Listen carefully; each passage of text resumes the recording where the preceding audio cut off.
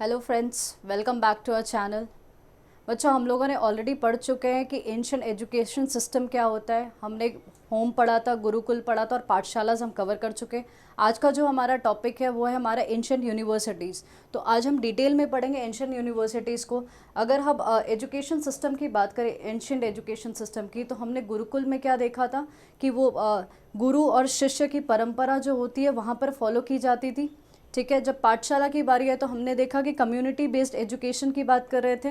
फिर जब हमने होम की बात करी तो हमने क्या देखा था, फाउंडेशनल लर्निंग जो होती है वो घर से शुरू हो जाती है। तो ये सारी चीज़ें हमने ऑलरेडी कवर कर ली है। तो आज हम यूनिवर्सिटीज़ के बारे में पढ़ेंगे।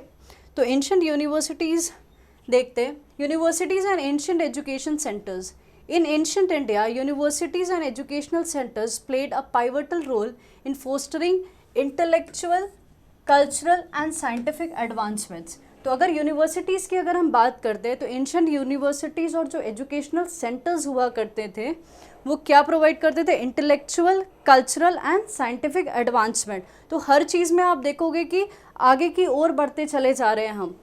These institutions served as hub of learning, attracting scholars and students and patrons from across the Indian subcontinent and beyond।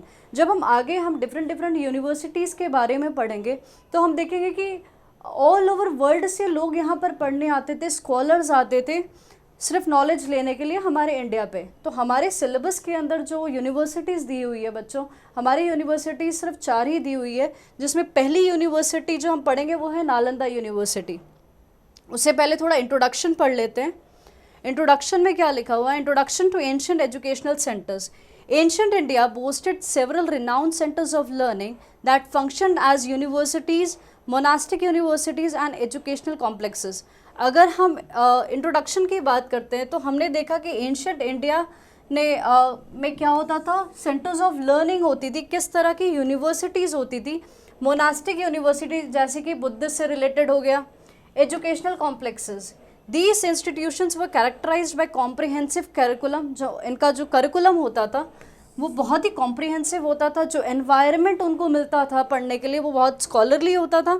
And contribution बहुत सारे फील्ड्स ऑफ नॉलेज में आपको देखने को मिलेगा, जैसे कि लॉजिक हो गया, एस्ट्रोनॉमी हो गया, साइंस हो गया, ग्रामर हो गया। They played a crucial role in shaping India's intellectual heritage and influencing global knowledge system through their teachings, research and cultural exchanges। तो हम अगर एंशिएंट एजुकेशन की बात करते हैं या यूनिवर्सिटीज़ की जब बात करते हैं, यूनिवर्सिटीज़ क्या करती है, वो शेप करती थी इंडियाज़ इंटेलेक्चुअल हेरिटेज को, ग्लोबल नॉलेज सिस्टम, किस तरह, टीचिंग से, रिसर्च से और कल्चरल एक्सचेंज से। एक एक करके बच्चों आगे यूनिवर्सिटीज़ की तरफ जाते हैं, which is very very important. Question आने के बहुत चांसेस है यहाँ से, और आपको क्या क्या लिखना होगा वो भी मैं आपको साथ साथ में डिस्कस करती चलूँगी। तो सबसे पहली यूनिवर्सिटी जो पढ़ेंगे हम वो है नालंदा यूनिवर्सिटी, जो कि one of the oldest universities मानी जाती है, जो कि बिहार में है। आप ये पिक्चर देख सक रहे हो स्टूडेंट्स, ये है नालंदा के जो बचे हुए रिमेन्स देख सकते हो आप यहाँ पर। ये है प्रॉपरली नालंदा यूनिवर्सिटी। इनकी अगर लाइब्रेरी की अगर बात करोगे तो इनकी लाइब्रेरी बहुत बड़ी हुआ करती थी। कहते हैं कि 9 स्टोरीड लाइब्रेरी हुआ करती थी इस समय। थोड़ी सी इनकी डिटेल में चलते हैं। ये है पिक्चर, आगे इनकी हिस्ट्री पढ़ते हैं, लोकेशन कहाँ है, इनकी हिस्ट्री कहाँ है, सारी चीज़ें कवर करेंगे। तो अगर नालंदा की जब हम बात करेंगे तो हम इसकी हिस्ट्री के बारे पढ़ेंगे, थोड़ा सा हम देखेंगे कि ये एक्चुअली लोकेट कहाँ करता है, फिर वहाँ कौन से टीचिंग मेथड्स यूज़ किए जाते थे, क्या करिकुलम होता था, क्या लेगेसी है, ये सारी के सारे पॉइंट्स अभी हम डिस्कस करेंगे। तो पहला जो पॉइंट है that is location and history. Nalanda की अगर लोकेशन की बात करें तो नालंदा कहाँ है, बिहार में है। कहाँ है नालंदा, बिहार में है। Was one of the oldest and most prestigious centres of learning in ancient India. किस समय ये फाउंड हुआ था, it was founded during Gupta dynasty. It is very important, please आपको इनकी हिस्ट्री याद होनी चाहिए कि किस समय कौन सी यूनिवर्सिटी बनी थी, किस टाइम पे बनी थी और लोकेशन क्या है। तो किस समय बनी थी, गुप्ता डायनास्टी के समय, टाइम पीरियड क्या है 5th सेंचुरी सी, और पैट्रोनाइज किसने किया, एम्परर हर्षा ऑफ हर्षवर्धन। तो हमने क्या क्या देखा कि जो नालंदा यूनिवर्सिटी है, नालंदा यूनिवर्सिटी कहाँ पर है? बिहार में। इसके फाउंडर, इन्होंने फाउंड किसने करा था? कौन सी डायनास्टी थी? वो गुप्ता डायनास्टी थी। किस समय की बात कर रहे हैं हम? 5th सेंचुरी सी की बात कर रहे हैं। फिर जो पैट्रनाइज किया वो किन्होंने किया? एम्परर हर्षा। अब हर्षा जो थे वो कौन सी डायनास्टी को बिलोंग करते थे? हर्षवर्धन डायनासिटी को। ठीक है। अब नालंदा जो है ये बेसिकली बुद्धिस्ट मोनास्टिक यूनिवर्सिटी है। यहाँ पर बुद्धिस्ट टीचिंग ज़्यादा करवाई जाती थी, इसीलिए बुद्धिस्ट मोनास्टिक यूनिवर्सिटी से फेमस है। अब हम आगे देखते हैं, करिकुलम की बात करते हैं कि वहाँ पर कौन कौन से सब्जेक्ट्स पढ़ाए जाते थे और कौन कौन सा, मतलब क्या करिकुलम हुआ करता था उस समय। Nalanda offered a wide ranging curriculum encompassing Buddhist studies. तो सबसे जो इम्पॉर्टेंट एंड फोकस पॉइंट जो आपका रहेगा करिकुलम में वो है Buddhist studies. This is very important. देखो हर यूनिवर्सिटीज़ जब हम पढ़ेंगे ना तो हर यूनिवर्सिटीज़ की कुछ ना कुछ खासियत होगी और जो डिफ्रेंशिएशन होगा वो आपको याद रखना है। तो इसका क्या हो गया? बुद्धिस्ट स्टडीज़, फिलॉसफी पढ़ाई जाती थी, logic, grammar, medicine, astronomy, mathematics and arts. तो हमने कौन कौन से सब्जेक्ट्स देखे?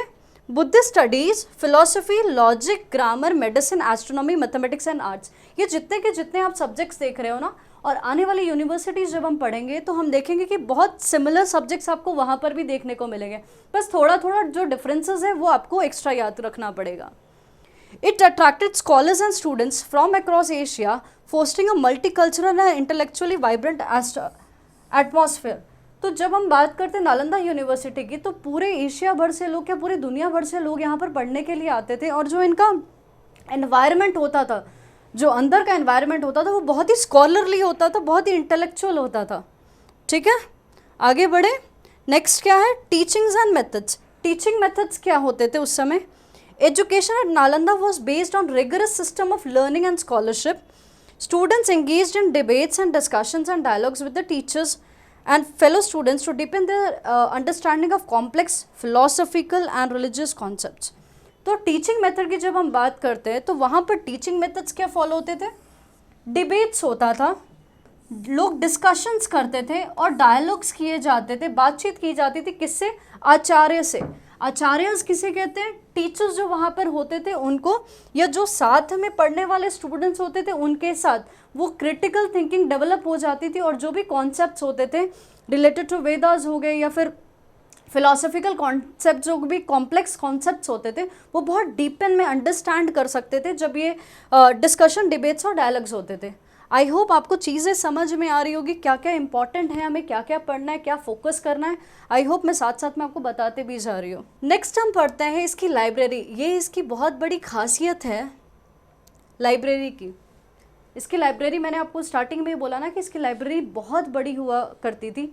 और बख्तियार खिलजी, ऐसा कहते हैं कि बख्तियार खिलजी जो इन्वेडर थे उन्होंने यहाँ पर अटैक करवा दिया था कि, और ये जो लाइब्रेरी थी कम से कम नहीं तो भी 6 महीने ये बर्न होती रही, जलती रही। तो इतना ज्ञान भरा हुआ था। Library and knowledge repository. Nalanda was renowned for its vast library, जिसे क्या कहते हैं? धर्मगंज। Please learn it. क्या बोलते हैं इसे? Dharmaganj. which housed a rich collection of manuscripts, text on various subjects। तो आप लाइब्रेरी की जब बात करोगे तो लाइब्रेरी के अंदर बहुत ही रिच कल्चर हुआ करता था, बहुत सारे मैनस्क्रिप्ट्स और डिफरेंट टेक्स्ट देखने को मिलते थे डिफरेंट सब्जेक्ट्स के ऊपर। लाइब्रेरी एक ऐसा हब था किसके लिए? जो स्कॉलर्स होते थे वो वहाँ पर रिसर्च करते थे, ट्रांसलेशन ऑफ टेक्स्ट, जो भी टेक्स्ट अवेलेबल होते थे डिफरेंट लैंग्वेजेस में लोग उसे ट्रांसलेट करते थे वहाँ बैठकर। और फिर इसी तरह क्या होता था, जो नॉलेज होती थी उसे प्रिजर्व करके रख सकते थे। ठीक है, यही इसकी खासियत है। तो लाइब्रेरी को क्या कह रहे थे? धर्मगंज कहते थे।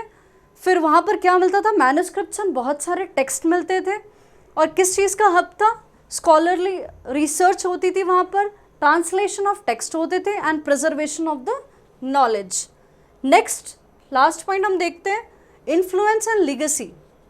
नालंदा's legacy extend beyond its physical existence। तो सिर्फ फिजिकली की हम बात नहीं कर रहे हैं, ये जो नालंदा यूनिवर्सिटी थी वो ये बहुत आगे तक फैली हुई थी, influencing the development of Buddhist philosophy. तो मैंने आपको क्या बोला था कि इसका मेन फोकस क्या है? बुद्धिस्ट फिलॉसफी के ऊपर है and educational practices across Asia. It remains a symbol of India's intellectual proneness. क्या, किस चीज़ का सिंबल है? India's intellectual prowess and cultural heritage. I hope आपको समझ में आए नालंदा यूनिवर्सिटी क्या थी. हमने सारा डिटेल में पढ़ा है. अभी एक एक पॉइंट आपको समझ में आना चाहिए. आप क्या करोगे जब इसको पढ़ोगे, आप इसके हेडर्स को याद कर लो, जो अंदर के एक एक दो दो जो पॉइंट्स है ना, बस वो साथ साथ में आप एक एक पॉइंट करके लिखते चले जाओ. जैसे कि अगर लोकेशन की बात करते हैं तो सिर्फ आपको लोकेशन में क्या लिखना है, ये छोटा सा पॉइंट यहाँ लिख लो कि आपको बिहार लिखना है. फिर अगर हम डायनास्टी की बात करते हैं तो गुप्ता डायनास्टी आई, फिर हर्षा है, और किसके, कौन सी डायनास्टी के ये थे? हर्षवर्धन. ठीक है. फिर क्या, करिकुलम की जब हमने बात की थी तो हमने क्या देखा था, ये बुद्धिस्ट वाली बात मैंने आपको बोली थी, दिस इज़ वेरी इंपॉर्टेंट. और ये सारी चीज़ें जो आप पढ़ोगे, this is common in all, मतलब ऑलमोस्ट आपको देखने को मिलेगी. फिर टीचिंग मेथड्स की जब हम बात करेंगे तो टीचिंग मेथड्स में हमने क्या देखा था, सबसे इम्पॉर्टेंट पॉइंट जो था that was debates, discussions and dialogues होते थे, जिसके कारण क्या होता था, जो कॉम्प्लेक्स फिलोसफिकल थॉट्स होते थे, उसको, रिलीजियस कॉन्सेप्ट्स होते थे, उसको आसानी से समझ सकते थे. तो आपको जितना मैंने अंडरलाइन किया सिर्फ उतना ही आपको याद रखना है, बाकी आप खुद से लिख सकते हो. बस मेन क्रक्स आपको याद होनी चाहिए. जब लाइब्रेरी की हम बात कर रहे थे तो लाइब्रेरी में मैंने आपको क्या बोला था, this is very important point, जिसे धर्मगंज कहते हैं. फिर हमने देखा था इसमें मैनस्क्रिप्ट्स होती है और टेक्स्ट होते हैं, और स्कॉलरली रिसर्च होता था, टेक्स्ट को ट्रांसलेट किया जाता था और नॉलेज को प्रिजर्व करके रखते थे. ठीक है. लीगेसी की जब हम बात करते हैं तो हमने देखा कि बुद्धिस्ट फिलॉसफी को डेवलप किया जाता था और intellectual prowess and cultural heritage का सिंबल है ये. I hope things are very clear to you. यही सारे 4-5 पॉइंट्स जो है सिर्फ आपको याद रखने हैं. ठीक है. नेक्स्ट हम देखते हैं Takshashila. Takshashila university, this is the oldest university of the world. आप सोच सकते हो कि भारत में, पूरे वर्ल्ड की सबसे पहली जो यूनिवर्सिटी थी वो कहाँ थी, वो भारत में थी. ये है बच्चों तक्षशिला यूनिवर्सिटी. आप इसके रिमेन्स, ये सारी चीज़ें आप देख सकते हो. ठीक है. पिक्चर को देखने की कोशिश करो ताकि आपको चीज़ें आसानी से दिमाग में बैठ जाए. ठीक है. आगे बढ़ते हैं इसके बारे में. अब देखते हैं सेम चीज़, इसकी भी लोकेशन, टीचिंग मेथड्स, हम सारी चीज़ें यहाँ पर भी कवर करेंगे. तो तक्षशिला की जब हम बात करते हैं तो उसका लोकेशन एंड हिस्ट्री कहाँ है? इस्लामाबाद. कहाँ है इस्लामाबाद? इन पाकिस्तान. और ये that was an ancient centre of learning dating back to Vedic period. हम किस समय की बात करें? ये वैदिक पीरियड समय की बात करें, मतलब 6th सेंचुरी BCE की, before the common era, and flourishing under Mauryan and Kushan rule 3rd century BCE to 5th century CE. It was renowned for its cosmopolitan environment and diverse student body. तो देखो, जब location की बात करते हैं तो location का इस्लामाबाद पाकिस्तान. जब हम हिस्ट्री की बात करते हैं तो ये किस समय की बात करें? हम वैदिक पीरियड की बात करें, that is 6th century BCE की. और ये फ्लरिश किसके समय में हुआ? मौर्यन एंड कुशान रूल के समय. कौन सी डेट थी? 3rd सेंचुरी BCE से लेकर 5th सेंचुरी CE तक. प्लीज़ ये जो डेट्स आ रही है स्टूडेंट्स, प्लीज़ इसको याद करना ज़रूरी है. अगेन, जब भी हम हिस्ट्री पढ़ते हैं तो time line is very very important, so please mark it. It was renowned for its cosmopolitan environment, मतलब पूरे दुनिया भर के, पूरे वर्ल्ड के लोग यहाँ पर आते थे, डिफरेंट डिफरेंट कल्चर्स यहाँ मिलते थे, क्रॉस कल्चर होता था. ठीक है. नेक्स्ट हम पढ़ते हैं इसका करिकुलम एंड सब्जेक्ट्स. क्या पढ़ाया जाता था देखते हैं. फिलॉसफी पढ़ाई जाती थी, थियोलॉजी, थियो को अगेन तोड़ दो, थियो एंड लॉजी. लॉजी का मतलब क्या होता है? Study of theo. थियो मतलब god, so study of god is known as theology. Grammar, medicine, warfare, politics and commerce. तो कुछ कुछ चीज़ें आपको यहाँ पर अलग दिख रही होगी, वो सारी चीज़ें ही आप मेंशन करके याद कर लोगे. The university emphasized practical learning and field-based studies. ये जो यूनिवर्सिटी थी, जो तक्षशिला की हम बात कर रहे हैं, ये ज़्यादा से ज़्यादा किस पे एम्फसाइज करती थी? प्रैक्टिकल लर्निंग पे एम्फसाइज करती थी. ये कहती थी जो थ्योरी आपने पढ़ी है उसको आपने डे टू डे चीज़ों पे लगाओ, तभी आपको ज़्यादा टाइम तक वो रिटेन कर पाएगी. ठीक है. तो ये प्रैक्टिकल लर्निंग पे फोकस करता है. फील्ड बेस्ड स्टडी की फोकस बात करता है. ये फील्ड बेस्ड स्टडी की बात का मतलब क्या है कि जो लैब होता है उससे कहीं बाहर जाकर, जहाँ पर आपके जो वेरिएबल्स होते हैं वो आपके अंडर कंट्रोल नहीं होते, ठीक है। Integrating theoretical knowledge with real world applications. तो हम जो ये प्रैक्टिकल लर्निंग की बात कर रहे हैं, ये बेसिकली क्या करता है, जो थियोरेटिकल नॉलेज गेन की है उसको रियल वर्ल्ड में यूज़ करो, ठीक है, सिर्फ एज अ थियोरी ही नहीं रखना है उसको। So this was very famous Takshashila. आगे बढ़ते हैं, टीचिंग मेथड्स की तरफ जाते हैं। Education at Takshashila involve close mentorship between teachers and students. तो अगर एजुकेशन की बात करते हैं तो यहाँ पर क्या है, मेंटरशिप बहुत क्लोज होती थी, किसके बीच में होगी, गुरुज होंगे और शिष्य होंगे, मतलब स्टूडेंट्स होंगे। टीचिंग मेथड्स क्या यूज़ होते थे, स्टूडेंट्स लेक्चर्स दिया करते थे, वहाँ पर डिबेट्स होती थी। डिबेट्स को क्या कहा जाता है, शास्त्रार्थ। इसको तोड़कर पढ़ सकते हो आप, शास्त्रार्थ, ठीक है। And practical demonstrations fostering critical thinking, intellectual inquiry and application of the knowledge in various domains। तो किस तरह की वहाँ पे टीचिंग मेथड्स होते थे, लेक्चर्स होते थे, डिबेट्स होता था, डिस्कशंस होती थी, जिससे क्या क्रिटिकल थिंकिंग डेवलप होती थी, इंटेलेक्चुअली आप क्वेश्चंस करते हो और ये सारी की सारी जो नॉलेज आप गेन करते हो उसको प्रैक्टिकली आप यूज़ करते हो डिफरेंट डिफरेंट डोमेन्स में, डिफरेंट डिफरेंट फील्ड में, ठीक है। Moving to the next part, that is multicultural environment. जब दुनिया भर के लोग आएंगे, पूरी दुनिया से लोग डिफरेंट डिफरेंट जगहों से आएंगे, तो डेफिनेटली कल्चर्स भी उनके साथ ही आएंगे और क्रॉस कल्चर भी होगा, हमारा कल्चर उनके पास आएगा, उनका हमारे पास आएगा। तो मल्टीकल्चरल एनवायरनमेंट की जब हम बात करते हैं तो Takshashila attracted students and scholars from various parts of India, Central Asia, Greece and Persia. तो आप देख रहे हो कि तक्षशिला ने स्टूडेंट्स एंड स्कॉलर्स कहाँ से आते थे, इंडिया से, सेंट्रल एशिया से, ग्रीस एंड पर्शिया। कंट्रीब्यूट क्या करते थे ये सारे आकर, कल्चरल एक्सचेंज होता था जो मैंने आपको बताया, इंटेलेक्चुअल डायलॉग्स होते थे आपस में, and the dissemination of knowledge across different civilization. तो ये जो नॉलेज होती थी वो स्प्रेड होती थी डिफरेंट डिफरेंट सिविलाइजेशंस में। The university's multicultural environment enriched scholarly interactions and promoted cross-cultural understanding। जब multicultural environment ही रहेगा, जब जो scholars है डिफरेंट डिफरेंट जगहों से आएंगे, वो interact करेंगे, तो ultimately क्या होगा, cross-cultural understanding ही होगी ना। डिफरेंट कल्चर्स जब साथ में मिलेंगे तो उसको समझ भी पाओगे आप अच्छे से, ठीक है।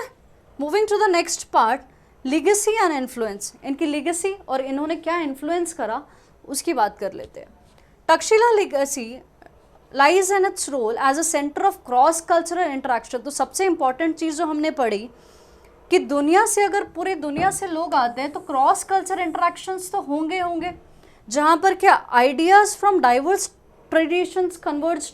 जो डिफरेंट डिफरेंट ट्रेडिशन से लोग आए हुए हैं, उनके जो आइडियाज़ है वो क्या कन्वर्ज होंगे and contributed to the development of philosophical thought, scientific inquiry and literary achievements in ancient India. तो देखो सारी जगह से जब लोग आएंगे तो इंटेलेक्चुअल इंक्वायरीज तो होगी, ठीक है, साइंटिफिक डेवलपमेंट भी देखने को मिलेगा और जितनी लिटरेरी अचीवमेंट्स है वो भी होंगी। तो वो सारी की सारी चीज़ें हम एंशिएंट इंडिया में देख सकते हैं। The university's intellectual contribution to continue to inspire scholarly research and educational initiatives worldwide। तो ये जो यूनिवर्सिटी है इसका जो कंट्रीब्यूशन है वो आज भी कंटिन्यूसली वो इंस्पायर करता रहा स्कॉलरली रिसर्च, मतलब जो लोग रिसर्च करते थे उनको कंटिन्यूसली इंस्पायर करता रहा and educational initiatives world wide, and पूरे वर्ल्ड में एजुकेशनल इनिशिएटिव्स लिया गया। आई होप चीज़ें आपको समझ में आई होंगी कि क्या क्या पढ़ना है, किस तरह पढ़ना है।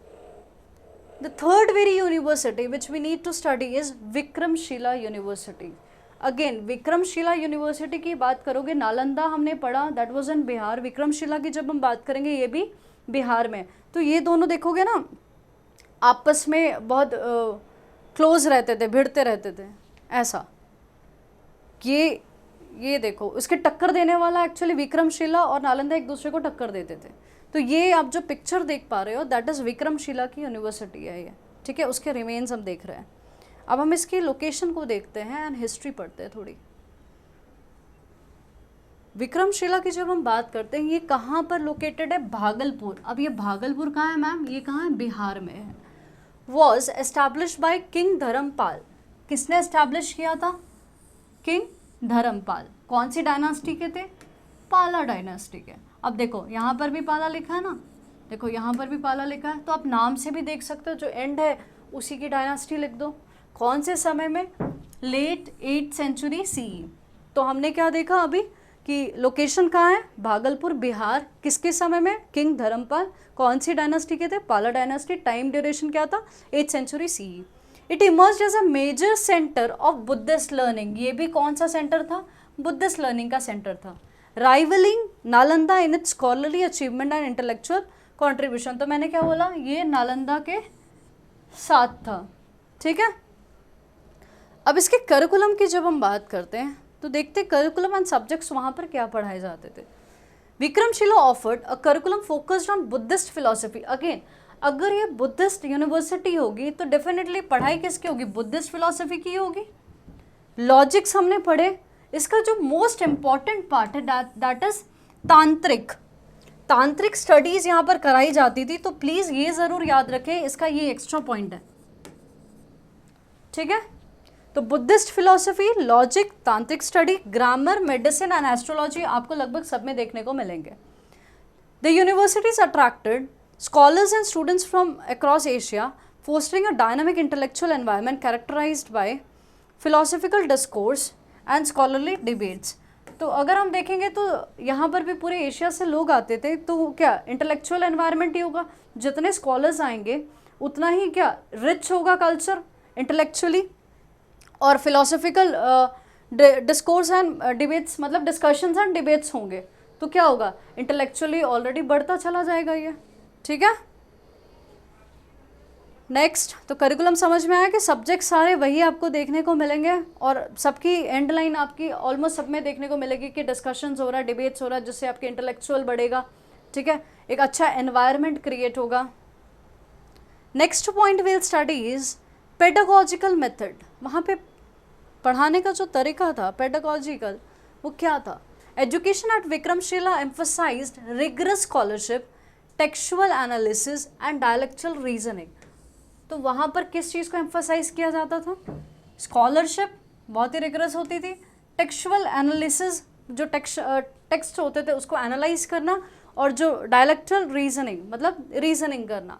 स्टूडेंट्स किस चीज़ में एंगेज होते थे? डिबेट्स होती थी एंड डिस्कशंस होता था under the guidance of eminent scholars. जो भी आचार्य होते थे उनके साथ जो कॉम्प्लेक्स टॉपिक्स होते थे उसके ऊपर डिबेट्स एंड डिस्कशंस किया जाता था, ताकि क्रिटिकल थिंकिंग डेवलप हो सके, उस चीज़ को वो गहराई से समझ सके। Enhance their understanding of Buddhist doctrines and philosophical concepts. तो ये जो बुद्धिस्ट डॉक्ट्राइन्स थी और फिलोसफिकल कॉन्सेप्ट से, मतलब जो बुद्धिस्ट सिद्धांत वगैरह थे, उनको अच्छे से वो समझ सके। Next, moving to the library and manuscripts. तो उस समय की लाइब्रेरी की बात ज़रा कर लेते हैं। Vikramshila possessed a significant library that housed Buddhist scriptures. तो जब हम लाइब्रेरी की बात करेंगे, यूनिवर्सिटी अगर बुद्धिस्ट से रिलेटेड है तो डेफिनेटली स्क्रिप्चर्स बुद्धिस्ट के मिलेंगे, तो बुद्धिस्ट स्क्रिप्चर्स अवेलेबल थे वहाँ पर, कमेंटरीज थी और स्कॉलरली वर्क्स थे, जो स्कॉलर्स के वर्क्स थे, जो रिसर्च का काम करके उन्होंने रखा हुआ था, वो सारे आपको देखने को मिलेंगे। The university played a crucial role in preserving and disseminating. तो यूनिवर्सिटी ने का जो मेजर रोल था वो क्या था कि प्रिजर्व करके रखो एंड डिसेमिनेट करो, स्प्रेड करो बुद्धिस्ट लिटरेचर को, प्रमोट करो उसके टेक्सचुअल स्टडीज़ को, and facilitate the translation of text into different languages. तो that was the major role of library. तो लाइब्रेरी का मेजर रोल यूनिवर्सिटी में क्या था कि जो भी बुद्धिस्ट लिटरेचर वगैरह दी हुई है, जो भी टेक्स्ट है, उसको प्रिजर्व करो और उसको आगे बढ़ाओ। एट द सेम टाइम जो भी उनके टेक्स्ट अवेलेबल थे उनको डिफरेंट लैंग्वेजेस में कन्वर्ट करो ताकि वो आगे बढ़ सके, ठीक है। डिक्लाइन एंड लीगेसी की तरफ चलते हैं। This is the last part, decline and legacy. Vikramshila declined around 12th century CE। तो ये कब खत्म हो गई? 12th सेंचुरी सी में due to political instability and invasions. तो पॉलिटिकल इंस्टेबिलिटी हो गई थी कंट्री में और इन्वेशंस बहुत ज़्यादा हो रहे थे। आपने देखा ना, नालंदा में भी इन्वेशन हुआ, वो पूरी उसकी तहस नहस मचा दी, पूरी यूनिवर्सिटी की लाइब्रेरी, इतना बड़ा खजाना जो था वो भी ख़त्म हो गया। तो इस तरह यहाँ पर भी उस समय बहुत इन्वेशंस चल रहे थे, तो ये सारी चीज़ें ख़त्म होती गई, leading to the disposal of the scholars and gradual decline in Buddhism in India.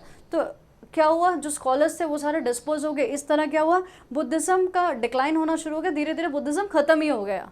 ठीक है। However, its legacy ensures in the preservation of Buddhist teachings, the scholarly traditions is nurtured. तो its legacy endures in the preservation of Buddhist teachings. ठीक है, scholarly traditions is it nurtured and its contribution to India's cultural and intellectual heritage. तो आप ये कहानी देख पा रहे हो कि क्या कह रहे हैं legacy के बारे में। ये क्या कह रहे हैं कि जो preservation of the Buddhist teaching है, ठीक है, और जो स्कॉलरी जो ट्रेडिशंस थे उसको नर्चर किया जाता था, and its contribution to India's cultural and intellectual heritage. जो आज भी जो कंट्रीब्यूशन उन्होंने दिया है इंडिया के कल्चरल और इंटेलेक्चुअल हेरिटेज को, उसको भी वो लेगेसी की तरह ही हम लेकर चल रहे हैं। ठीक है। Moving to the next university, that is Pushpagiri university. ये कहाँ है? This university is in Orissa. आप ये यूनिवर्सिटीज़ के रुइंस देख सकते हो, रिमेन्स देख सकते हो। ठीक है। This is Pushpagiri university. Location and history की बात करते हैं। जब हम लोकेशन देखते हैं, अगेन ये कहाँ पर है, सबसे इम्पॉर्टेंट पॉइंट जो लोकेशन में हम पढ़ेंगे, ये कहाँ है? उड़ीसा में है। Was a prominent centre of learning during ancient times, known for its association with both Hindu and Buddhist traditions. तो ये बेसिकली किस लिए फेमस था? यहाँ पर जो टीचिंग्स होती थी ये किससे रिलेटेड हमने देखी? हिंदू एंड बुद्धिस्ट ट्रेडिशंस को लेकर ये चलता था। तो अभी तक हमने जो विक्रमशिला और नालंदा देखी वो कौन से ट्रेडिशंस को फॉलो करते थे? बुद्धिस्ट को फॉलो करते थे। बट ये ऐसी यूनिवर्सिटी थी जो हिंदू और बुद्धिस्ट दोनों को लेकर चलती थी। Flourished under the rule of Kalinga dynasty. This is very important please students, बार बार मैं कह रही हूँ, लोकेशन है कहाँ की, कौन सी यूनिवर्सिटी कहाँ है एंड कौन से डायनास्टी के समय आई है, please learn by heart. 3rd century BCE to 11th century CE। तो अगर हम लोकेशन और हिस्ट्री की बात करते हैं तो लोकेशन कहाँ है इसका? उड़ीसा में। हिस्ट्री की अगर बात करते हैं तो ये हिंदुज़म और बुद्धिज़्म दोनों की बात करता है। किस समय आया था? कलिंगा ये डायनास्टी के समय। टाइम ड्यूरेशन क्या है? 3rd century BCE to 11th century CE। अब हम एकेडमिक्स की बात करते हैं, यहाँ पर क्या क्या चीज़ें पढ़ाई जाती थी हम उसकी बात करते हैं। Pushpagiri offered education in various field. Again philosophy आएगी, लिटरेचर आएगा, mathematics, astronomy, medicine and sculpture. It attracted scholars and students from across India and South East Asia, contributing to cultural exchange and intellectual development. तो आप देख रहे हो कि almost सब में कॉमन बातें ही आपको देखने को मिलेगी। यहाँ पर क्या हो रहा है? स्कॉलर्स जो डिफरेंट जगह से है, मतलब इंडिया से है और साउथ ईस्ट एशिया के लोग हैं, वो स्टूडेंट्स एंड स्कॉलर्स यहाँ आते थे, जिससे कि क्या होता था? कल्चरल एक्सचेंज देखने को मिलता था, क्रॉस कल्चर आप बोल सकते हो, एंड इंटेलेक्चुअली डेवलपमेंट होती थी, क्योंकि सारे स्कॉलर्स जब साथ में बैठेंगे तो इंटेलेक्चुअली डेवलपमेंट तो होगा, चीज़ें नई नई आएगी, एडवांसमेंट आएगा। Moving to the next topic, that is archaeological discoveries की बात करते हैं। Archaeological excavations at Pushpagiri has reveal remnants of monastic complexes, stupa, sculptures, artifacts. जब इसे देखा गया, जब उसके रिमेन्स को देखा गया तो पाया गया कि वहाँ पर स्तूपास वगैरह, स्कल्पचर्स एंड आर्टिफैक्ट्स देखने को मिले that testify to its historical significance, जो बताता है कि जो उसको हिस्टोरिकल सिग्निफिकेंस के बारे जो हिस्टोरिकल सिग्निफिकेंस के बारे बताता है as a centre of education and religious practices. तो जो भी इसके रिमेन्स देखे गए हैं, जैसे कि स्तूपा, स्कल्पचर्स एंड आर्टिफैक्ट्स जो भी देखे गए, उसे ये पता चलता है कि ये एक हिस्टोरिकल सिग्निफिकेंस है और as a centre of education, मतलब यहाँ पर मतलब पढ़ाया जाता था और ये रिलीजियस प्रैक्टिसेस होती थी। नेक्स्ट पॉइंट की अगर हम बात करते हैं, that is cultural and religious influence. Pushpagiri played a crucial role in the spread of Hindu and Buddhist teachings. तो सबसे पहला पॉइंट ही हमने स्टार्टिंग में देखा था, ये किस लिए फेमस थी कि कौन सी टीचिंग्स को बढ़ाती थी? Hinduism plus Buddhist, fostering religious tolerance and syncretism. Syncretism मतलब दोनों को मैच कर लेना। It contributed to the development of regional art architecture exemplified by its intricate sculptures and temple complexes. तो इसने किस चीज़ को contribute करा, क्या क्या development हुई, regional art and architecture develop हुए, exemplified by its intricate sculptures और टेम्पल कॉम्प्लेक्सेस उस समय देखने को मिलते हैं। तो ये सारी डेवलपमेंट उस समय हुई थी। बच्चों टॉपिक हमारा एंड हो चुका है। हमने 4 यूनिवर्सिटीज़ हैं, चारों यूनिवर्सिटीज़ हमने डिटेल में पढ़ी है कि कौन सी यूनिवर्सिटी कहाँ है, ठीक है, लोकेशन क्या है उसकी, उसकी हिस्ट्री के बारे में हमने पढ़ा। फिर हमने ये देखा कि वहाँ पे टीचिंग्स क्या होती है, करिकुलम क्या होते हैं, वहाँ पे कौन से सब्जेक्ट्स पढ़ाए जाते हैं, टीचर किस तरह पढ़ाते, बच्चे किस तरह सीखते हैं, ये हमने देखा। लीगेसीज़ के बारे बात करी, लाइब्रेरीज़ के बारे बात करी। तो ये सारे पॉइंट्स आपको एग्ज़ाम में भी लिखने हैं, ठीक है, सिर्फ पढ़ के छोड़ना नहीं है। अब हम कंक्लूजन की तरफ आते हैं, then will end this topic today. Conclusion की जब हम बात करते हैं, ancient India's universities and educational centres constituted vibrant hubs of learning. तो जब यूनिवर्सिटीज़ और एजुकेशनल सेंटर्स की बात करते हैं तो किस चीज़ का हब होगा, लर्निंग का ही हब होगा ना। लोग सीखेंगे, यहाँ पर स्कॉलर्स आएंगे, स्कॉलरशिप की बात होगी, डिफरेंट कल्चर से जब लोग आएंगे तो कल्चर एक्सचेंज भी देखने को मिलेगा। These institutions including Nalanda, Takshashila, Vikramshila and Pushpagiri, ये चारों की चारों यूनिवर्सिटीज़ अभी हमने पढ़ी।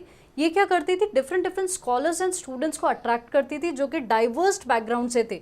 डाइवर्स बैकग्राउंड मतलब डिफरेंट जो बैकग्राउंड से लोग आते थे सबको अट्रैक्ट करती थी, जिससे क्या होता था, इंटेलेक्चुअल इंक्वायरी होती थी, philosophical discourse and scientific advancement. तो फिलोसफिकल डिस्कशंस होता था और साइंटिफिकली आप एडवांसमेंट देखोगे, मतलब मैथ, साइंस, लिटरेचर सब डेवलप होता हुआ आपको दिखेगा।